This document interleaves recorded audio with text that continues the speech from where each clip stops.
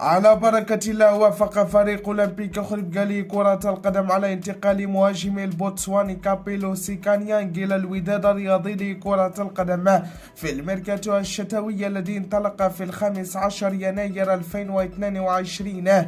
وكشف مصدر مسؤول أن الأزمة المالية التي يتخبط فيها أولمبيك خريبكالي كرة القدم دفعته إلى الموافقة على انتقال لاعبي البوتسواني كابيلو سيكانيانغ إلى نادي الوداد الرياضي، وذلك لرغبته في التخفيف من حدتها بالاستفادة من مبلغ انتقال لاعبه إلى نادي الوداد. وأوضح المصدر ذاته أن أولمبيك خريبكالي كرة القدم وافق على العرض المالي الذي اقترحه الوداد الرياضي بقيادة الرئيس سعيد الناصري، وطلب وليد الرقاقي مدرب الوداد الرياضي لكرة القدم من سعيد الناصري رئيس الفريق الأحمر التعاقد مع 5 لاعبين لتعزيز صفوف ممثل العاصمة للتنافس على لقب البطولة الاحترافية في الموسم الحالي.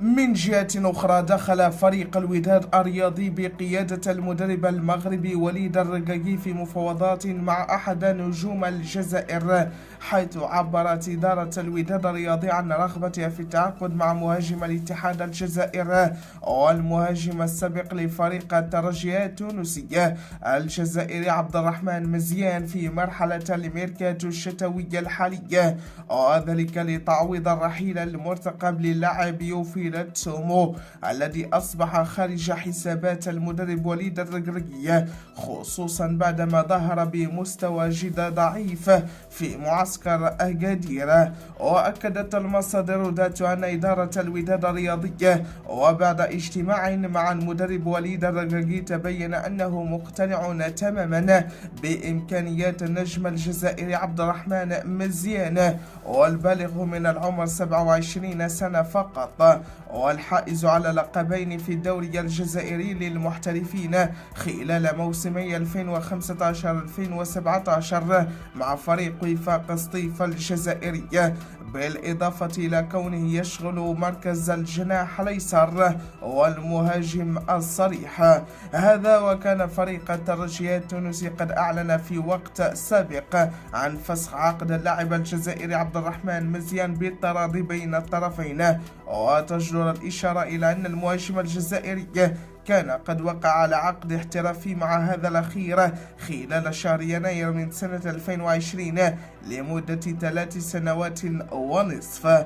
وكسؤال لكم متابعة قناة OS سبورت TV الكرام، هل أنتم مع ضم المهاجم الجزائري عبد الرحمن مزيان للوداد؟ وهل سبق لكم أن شاهدتم إحدى مباريات هذا اللاعب؟ وما هو رأيكم في إمكانياته؟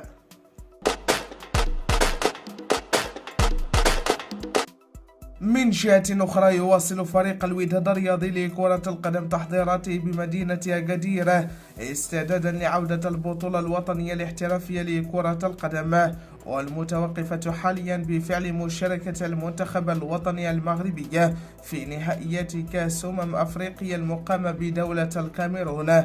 ومن المنتظر أن يجري فريق الوداد مباراة ودية ثانية بمعسكر أكادير بعد أن كان قد واجه أولمبيك تشيراه أحد أندية القسم الوطني الثانية. وسيلاقي الفريق الأحمر نظيره الفتح الرباطي اليوم الثلاثاء، وذلك بمعسكره في أكادير. وأعلن فريق الفتح الرباطي الذي يستعد بدوره بمدينة مراكش تحسبا لعودة منافسات الدوري الاحترافية، حيث دخل في معسكر إعدادي عن مواجهة نظيره الوداد الرياضي اليوم الثلاثاء. وأكد فريق الفتح في بلاغ نشره عبر موقعه الرسمي أنه سيواجه أولمبيك سفي بمدينة مراكش، وذلك يوم السبت 22 يناير 2022 بداية من الساعة 11 صباحا.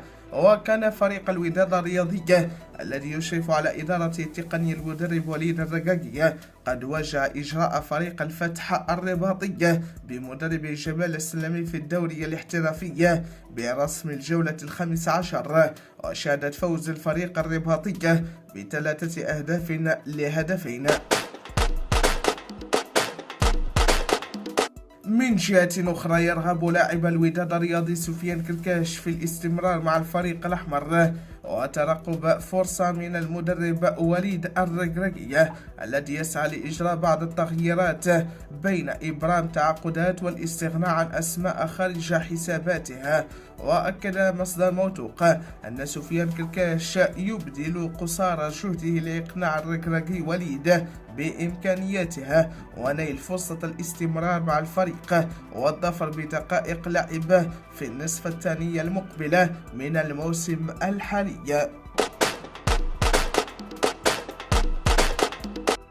من جهة أخرى يواصل الدولي المغربي وليد الكاتي نجم الوداد الرياضي السابق تألقه مع فريقه الحالي نادي بيراميدز المصري منذ انضمامه إلى الفريق خلال الميركاتو الصيفي المنصرم.